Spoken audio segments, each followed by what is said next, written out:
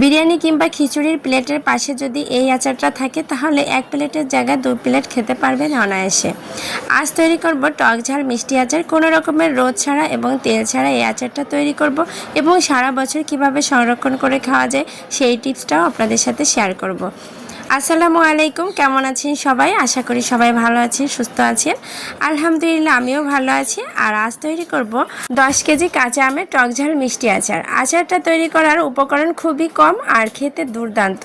এই আচারটা তৈরি করার জন্য এখানে আমগুলোকে ভালো মতো ছিলে নিয়েছি, তারপরে ধুয়ে এটাকে পানি ঝরা দিয়ে নিতে হবে, কোনো রকমের পানি রাখা যাবে না। তারপরে এটাকে 4 ফালি করে নিয়েছি। এরপর চুলায় বসিয়েছি কড়াইয়ের মধ্যে দিয়ে দিয়েছি আমগুলো, সাথে দিয়েছি লবণ পরিমাণ মতো আর লাল চিনি। এখন কতক্ষণ পর পর একটু নেড়েচেড়ে দিতে হবে যেন কড়াইয়ের নিচে লেগে না যায়। আর আচার তৈরি করার জন্য অবশ্যই মোটা পাত্রে নিতে হবে, সেটা হোক কড়াই কিংবা ফ্রাই প্যান, যাই হোক। এখন আমি কতক্ষণ পর নেড়েচেড়ে এই যে চিনি থেকে যে পানিটা গলেছে এই পানিটাকে শুকিয়ে নিতে হবে। চিনির পানিটা শুকিয়ে আসলে আচারের কালারটাও খুব সুন্দর চেঞ্জ হয়ে আসবে। এখন দিয়ে দিচ্ছি চিলি ফ্লেক্স। এই আচারের জন্য যতটা প্রয়োজন শুকনো মরিচ আমি ভেজে এটাকে ব্লেন্ডারে যারা ব্লেন্ড করে নিয়েছি, হালকা ভাঙা ভাঙা রেখেছি, এই অবস্থায় ব্যবহার করেছি, এটা একদম মিহি করা যাবে না। আর এখন দিয়ে দিচ্ছি পাঁচফোড়ন গুঁড়া। পাঁচফোড়নটাও সেমভাবে আমি ভেজে মচমচে করে এটাকে একদম মিহি করে গুঁড়া করে নিয়েছি এবং আমার নিজের হাতে মুঠোয় ভরে 5 মুঠো পরিমাণ দিয়েছি। আমি যেহেতু 10 কেজি আমের আচার তৈরি করছি সেই পরিমাণে 5 ফোড়ন গুঁড়াও দিয়ে দিলাম। আপনারা আপনাদের পরিমাণ বুঝেই আচারে 5 ফোড়ন ইউজ করবেন। তো এখন এটাকে নাড়াচাড়া না দিয়ে হালকা আঁচে রেখে দিয়েছিলাম। দেন কিছুক্ষণ পরে আমি আলতো হাতে এই যে নেড়েচেড়ে মশলাটার সাথে আমটাকে মিলিয়ে নিচ্ছি।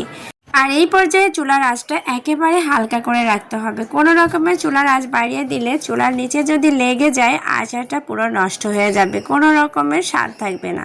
তো অবশ্যই বুঝে শুনে আলতো হাতে ধৈর্য নিয়ে এই কাজটা করে যেতে হবে শেষ পর্যন্ত।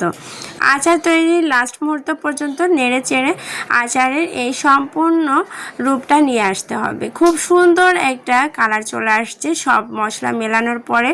তারপর আরও 15-20 মিনিটের মতো রান্না করে নিব। চুলার আঁচটাকে একেবারে হালকা রেখে আলতোভাবে অনবরত নেড়ে চেড়ে নিতে হবে। কড়াইয়ের নিচে যদি লেগে যায় তাহলে কিন্তু আচারের পুরো স্বাদটা নষ্ট হয়ে যাবে। তো এই তো ফাইনাল লুক, আচারটা কিন্তু একদম রেডি। এখন আমি চুলাটাকে বন্ধ করে নিব। এই আচারে কোনো রকমের সিরকা ব্যবহার করা হয়নি। আর আচারটা আমি সারা বছরের জন্য নর্মাল ফ্রিজে সংরক্ষণ করব, সেজন্য এখানে কাঁচের জার কিংবা প্লাস্টিকের জার যে কোনোটা ইউজ করলে হবে। তবে মাসখানিকের মতো রেখে খাওয়ার জন্য অবশ্যই নর্মালে রাখা যাবে। এটা আমি কাঁচের জারই ব্যবহার করেছি। তো আজকের আচার রেসিপিটা কেমন লাগলো অবশ্যই জানাবেন। সবাই ভালো থাকবেন, ধন্যবাদ সবাইকে।